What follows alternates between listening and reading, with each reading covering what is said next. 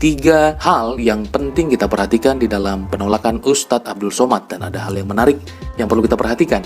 Yang pertama, Singapura telah mengeluarkan press release tentang apa alasan dia menolak Ustadz Abdul Somad, dan kita bisa melihat di dalam 4 garis besar. Yang pertama, UAS berkhotbah bahwa aksi bom bunuh diri adalah salah satu hal yang sah dan dalam konteks Palestina dan juga Israel misalnya. Ustadz Abdul Somad dalam hal ini dianggap menyebarkan ajaran ekstremisme dan segregasi yang mana tidak dapat diterima oleh komunitas Singapura yang multiras dan multi agama. Nah, oleh karena itu teman-teman, Ustadz Abdul Somad dianggap berbahaya untuk masuk ke sana. Yang kedua, Ustadz Abdul Somad juga mengatakan bahwa kafir kepada komunitas agama yang lain. Jelas ini mendukung pada poin yang pertama itu tadi. Dan kemudian yang ketiga, alasan Singapura menolak adalah Ustadz Abdul Somad merendahkan agama orang lain. Selain mengatakan mengenai kafir, tapi dia juga menghina sesembahan yang lain. Contohnya mengenai di salib itu ada jin kafir misalnya.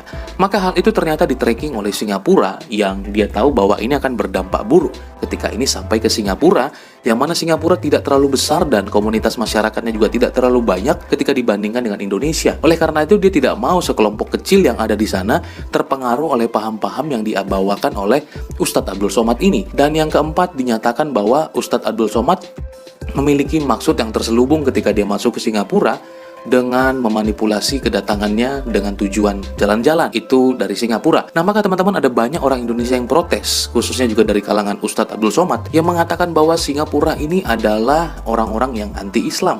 Apakah benar Singapura adalah anti-Islam, teman-teman? Ternyata, yang kedua, fakta yang menarik tentang hal tersebut adalah Presiden Singapura adalah seorang Muslim. Ya, Halimah Yacob, Presiden Singapura wanita. Dan kalau saya tidak salah, dia yang pertama, Presiden wanita pertama Singapura, wanita dan Muslim. Nah, teman-teman, tidak sampai di situ saja, dia juga berjilbab. Dan bukan hanya sampai di situ, bahwa suami dari Ibu Halimah ini adalah seorang Habib juga kalau di Indonesia ya. Tapi di sana tidak terlalu, wah ini yang harus di gimana-gimanain gitu ya. Dan beliau menikah dengan seorang laki-laki yang bernama Abdullah Al-Habsyi.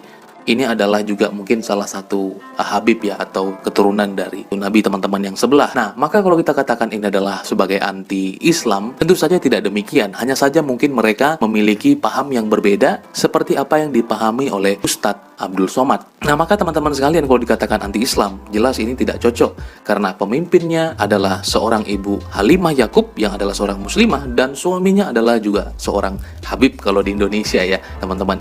Nah, oleh karena itu, yang ketiga yang menarik adalah ketika teman-teman Indonesia, negara kita, ketika Ustadz Abdul Somad mengatakan di salib itu ada jin kafir dan lain hal sebagainya, Ustadz Abdul Somad mengklarifikasi bahwa ya itu video yang lama dan itu hanya untuk kalangan tertentu saja, dan itu dianggap clear dan tidak menjadi masalah. Dan ketika pun sudah diajukan ke pengadilan, tidak diproses dan lain hal sebagainya, kita tidak tahu apa yang terjadi di Indonesia. Seolah-olah mungkin saya melihat ini adalah sebuah penghakiman yang lain. Kalau Indonesia, pemerintahan kita, hukum kita tidak melihat ini sebagai sebuah kesalahan atau gagal di dalam mengadili Ustadz Abdul Somad yang merendahkan agama lain, ternyata Tuhan bisa pakai cara lain untuk menghukum atau menghakimi seseorang. Jikalau tidak di Indonesia, ternyata hal itu terjadi di tempat yang lain. Marilah kita saling menghargai, menghormati satu dengan yang lain. Tuhan Yesus memberkati kamu. Bye-bye.